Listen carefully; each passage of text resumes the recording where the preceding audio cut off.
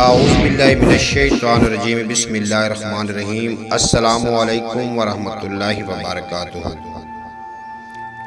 आप देख रहे हैं ख्याल टीवी और मैं हूं आपका दोस्त मोहम्मद अली खिज़र।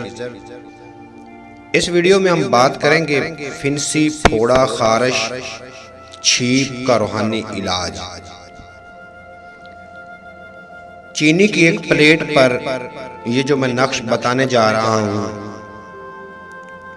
खाने के जर्दा रंग से लिखकर पानी से धोकर पिए और 786 के बगैर प्लेट पर लिखकर पानी से धोकर एक बाल्टी पानी में डाल दें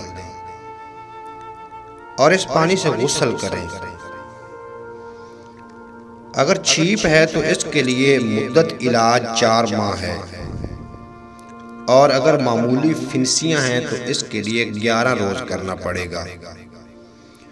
फोड़ों से निजात पाने के लिए 1 माह और खून की सफाई के लिए 1 प्लेट रोजाना 40 रोज तक धोकर पिए। इंशाअल्लाह ताला अल्लाह के फजल व करम से शफा मिलेगी।